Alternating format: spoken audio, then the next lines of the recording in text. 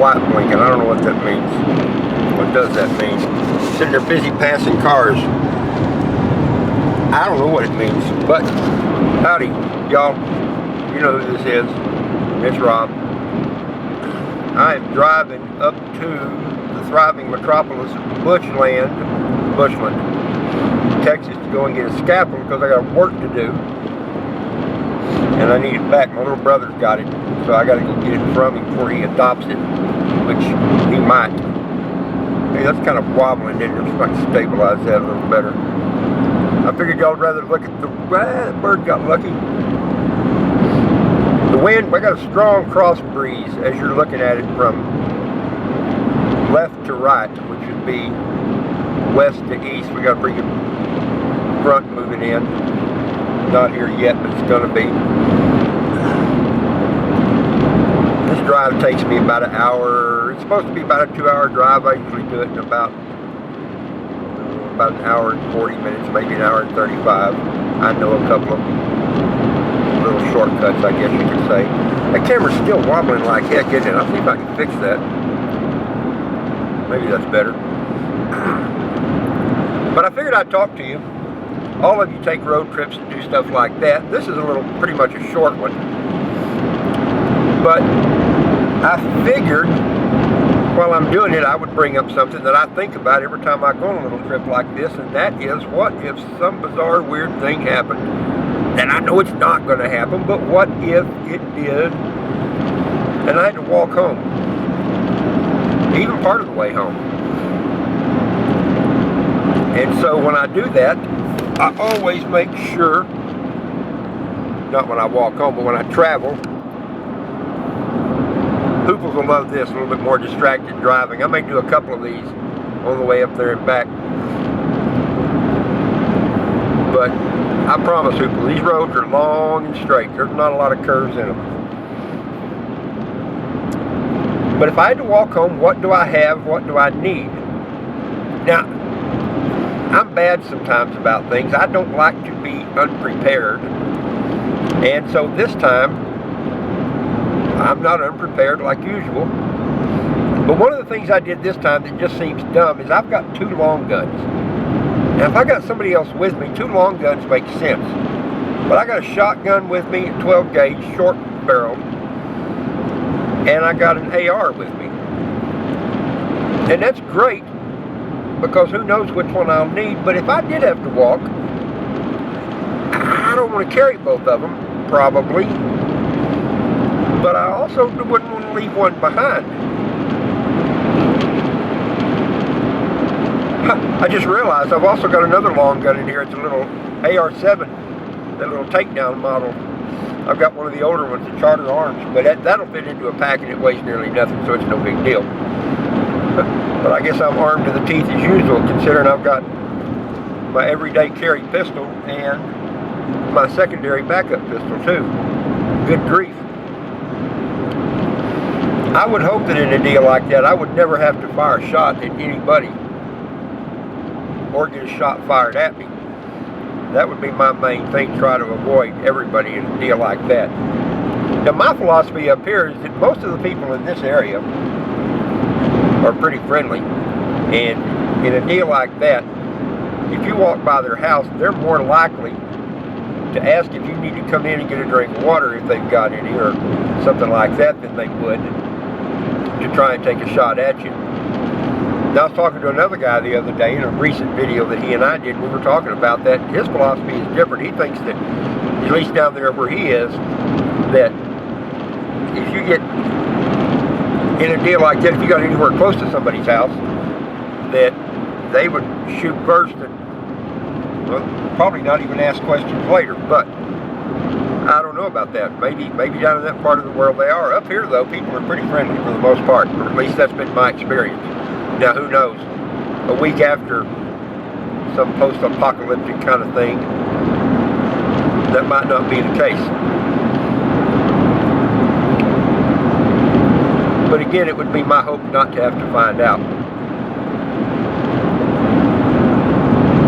If I have to walk home, I'm in pretty good shape. I've got a tarp back there in the cross box.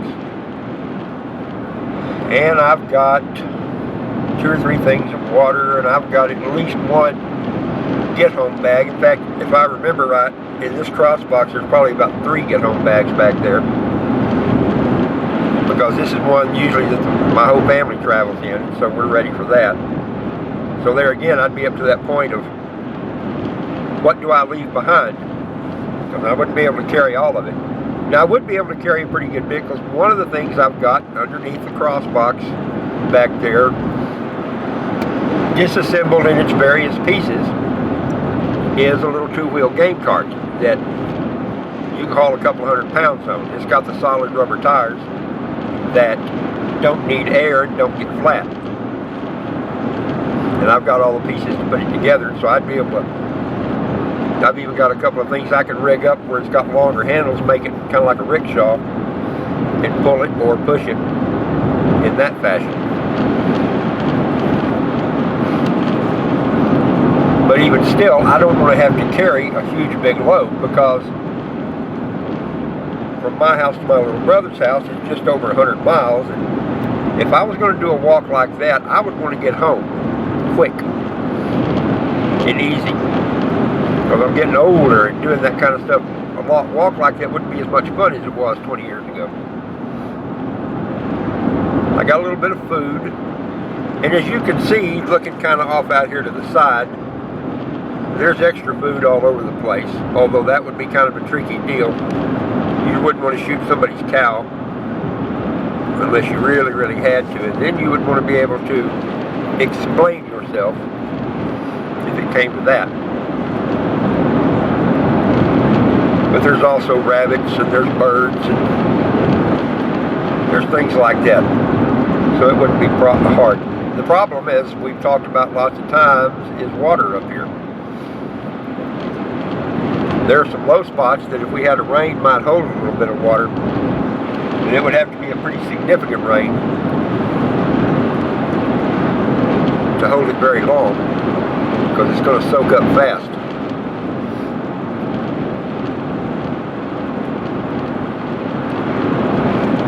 What is that? Somebody's calling a combine. Give him plenty of room. When you travel, I hope you think about what you've got with you. I hope you think about having a few things.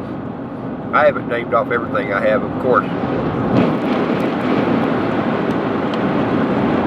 I've got a shelter. I've got a blanket or 2 back there that we travel with. Even got the seat covers there I could roll up and use. That would help. I've got a coat. I got a pair of coveralls. It is wintertime, but it's West Texas wintertime. So that means it's not always horrible bad cold, but it doesn't have to be very cold when you get this 15 or 20 mile an hour wind, or when we get some really good wind. The wind's supposed to blow in the 30s tomorrow all day. That kind of a wind at 40 degrees, which I think is what the high is supposed to be tomorrow, maybe 43, will go right through you and cool you off quick. Anyway, I'm just kind of rambling here. But it's the kind of thing I think about a lot. When I travel, what do I have that'll get me back home? I don't want to bug out, I want to bug home.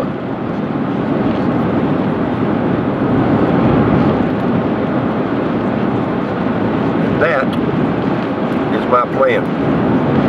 Anyway, I'm about to come up to a town, so I'm going to probably shut this one down, and I'll think of something else to talk about here in a little bit.